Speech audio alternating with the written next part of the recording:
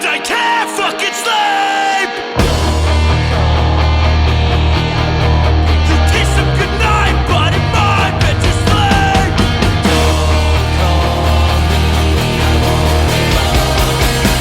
I can't fucking sleep. Don't call me, I won't pick up.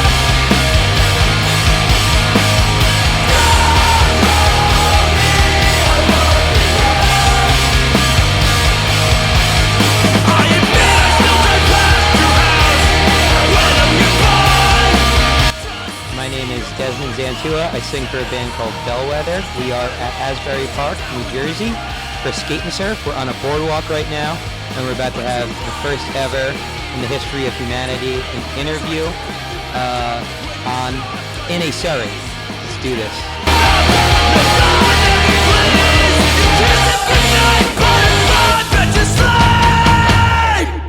Alright, so Desmond, Yes. you are in a band called Bellwether. This is true. A pop punk band from Long Island, New This York. is true. This is true. You put out an EP last year. Can you tell me about that EP?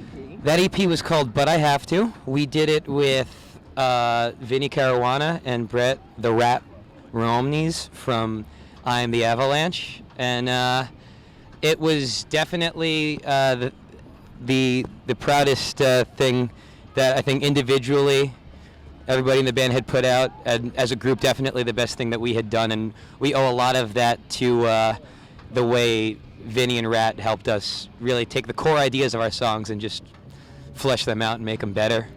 I definitely was a little bit intimidated. Vinny definitely helped me a lot out with vocally, and there was a moment when we were in pre-pro where we were doing one song and he was like, what are you doing there? And I remember thinking like, oh God, is he about to just make me want to die? And he is actually, no, you have to sing like that all the time. You're in it. You're doing it very strong. And and he's like, you just got to be angry. And I just remember trying to think like, oh, I was being me, I was being neurotic. And I was like, yeah, no, I'll try. And he's like, no, do that. And then when we left the studio that day, as he's walking out the door, without breaking stride or turning to me, he just yelled, "Get angry!" And like I was like, oh, okay, I think I know what he wants me to do, and I think I know what I need to do, so I'm gonna do that. So I know back in February you guys put out another acoustic set of songs. Can you talk about that?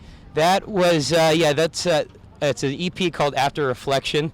It's 3 of the songs off But I Have To, a new song that we're going to do a full band version of on the full length that we're actually writing for right now and demoing, and a cover of a Third Eye Blind deep cut.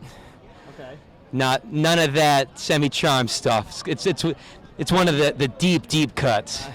We did it in a night. Hey! Stop on. These are our friends. What's up? Alright. The acoustic EP, and we just wanted to have something out, and it ended up coming out really, really good. We're very proud of it, and we actually started playing acoustic shows, and it's definitely a different environment for me where I'm not able to kind of lose myself in this wall of sound and distortion. But I like it. It's definitely helped me out with singing, just having to really trust myself and feel very in tune with the most basic core of the song. So, but it's been good. We're thinking about maybe doing another one this year, actually, just because while we're writing this new record, we want to put more stuff out. So maybe we'll have another thing out. I never got to go to Skate and Surf. I went to Bamboozle when I started going, and but just all the bands that were playing it and just the general culture of it's awesome. And to get to be a part of it and getting to play with Newfound Glory and Alkaline Trio is just like, it's something that I would say would be a goal, but I never thought it would be realistic, so I never set it as one. Watch out for the dog. Watch out for the dog. Des, you were just telling me how you are a big fan of the new Godzilla flick. Yeah. Tell me what you thought about it. Give me a little synopsis of why this movie-going experience was so superb for you. Because I had my expectations set that if it was a monster that was destroying stuff and monsters fighting each other, then I'd be happy and I wouldn't overthink it. And that's really what happened in Godzilla. But a lot of people that are doing reviews are like, the character development, and I'm like, it's Godzilla. This isn't Good Will Hunting. I love lots of movies that have character development, but Godzilla is not a movie I need character development out of. I just need I need shit getting destroyed, pretty much. And I got what I wanted out of Godzilla. There are some reviews that use the word connoisseurship, and I'm like, it's Godzilla. Why the hell are you thinking about that, right? She knows what I'm talking about. I read somewhere on the internet that you used to work and you did some custodial work in a school, and sometimes like when you walk down the hall, you would see like these math equations on the board, and you would just fill them out. It was no big deal for me. I just liked being a janitor, you know, and math is just like, whatever. That's not my passion, you know. Cleaning up puke is my passion. Oh shit. Oh, the microphone. Oh, we out here. All right, we good. Favorite dramatic TV series? Ooh, favorite dramatic TV series. I mean, honestly, House or Scrubs. I know Scrubs is thought of as a comedy, but I feel like Scrubs is more of a dramedy, for lack of a better word. That's one of the guys from My Chemical Romance, right there. Where? Right there, Frankie.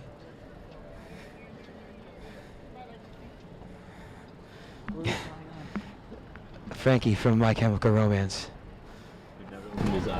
Favorite stand-up comedian? Ooh, favorite stand-up comedian? That's a tough question. All time? I don't know. George Carlin's great. Of contemporary comedians, Chris Rock, great. Reggie Watts is great.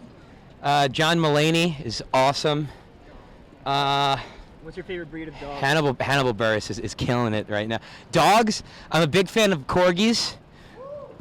Shout out corgis. I'm a big fan of terriers. Pit bulls I love and I feel bad for because of the stigma that they get. Okay. But if you could do an interview on another obscure form of transportation, what would you decide? Ooh, maybe a unicycle. Okay. We're going into the Hills Have Eyes right now. Are we safe here, Des? I don't think so. I think we're about to enter a place where there's going to be one guy that the only person we see works at a gas station, and he seems friendly, but then it turns out he's the guy that's the mastermind of kind of the whole strange society that is cultivated on this town. Okay. What's the craziest show that Bellwether has ever played in your history as a band?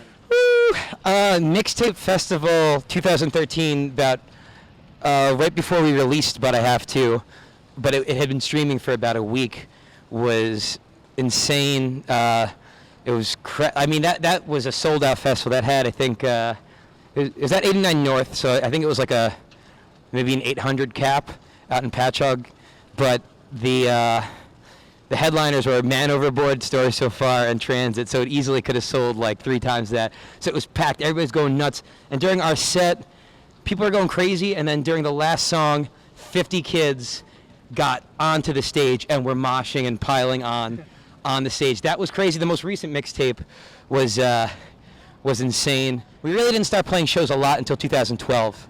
We really kind of took our time with figuring out. I feel like we've always been taking our time. We've always been tinkering with it, just because we didn't want to be one of those bands that just like, oh, we're a band, we're going to try to tour so fast, we're going to try to do all this. We really wanted the music to come first, and so I'd say we really started being a band in late 2011 in terms of like playing shows frequently and stuff like that. I love pop punk music. I just think that a lot of people use genres as like dumb either status grabs, or they use it to try to demean people. Oh, that's just a pop punk band. I remember when I liked that stuff when I was in high school and middle school, and it's just like, shut up, go fucking shoot yourself while reading Pitchfork or something. A lot of But I Have To is kind of about moving on from things, struggling with moving on from things.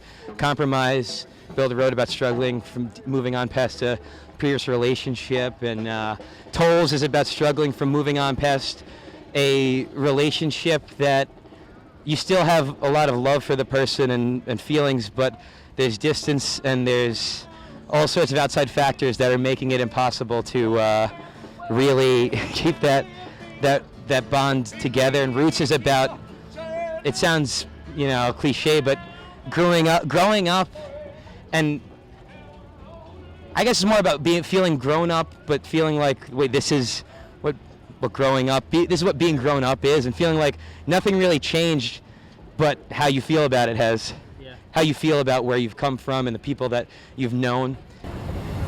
The Compromise video, you guys are all playing inside this small little sheetrock room, and then by the end, you know, it's covered in graffiti and you're bashing your way out of it. Yeah. Is that a metaphor for moving on and breaking out of things, or is that just kind of like a cool idea you came up It kind of was a cool idea. I really was excited to jump through the wall. I mean, a lot of it is kind of that, maybe it's an unintentional metaphor, but it's just It about works, you know? breaking out of this kind of, this shell of I don't know, Maybe? of just being stuck in this feeling and In a rut kind of stuck in this non-stop looking back kind of obsession with things that have passed you by and you don't know how to deal with them. And I was just really excited also to throw my body through the wall. Yeah. I was a big fan of Jackass and the CKY videos growing up, so getting to throw my body through that wall was pretty sick. Thank you guys for checking this out. This has been the first ever in the world interview on a Surrey. It's been brought to you by Under the Gun and PHLAVOR. That's flavor with a PH, the classic way. Check out Bellwether. We got some cool stuff coming out this year.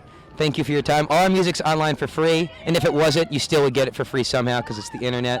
But thank you guys very much. Never really been the type to play card games. This is not a poker face. I'm telling you straight up, I want more from you.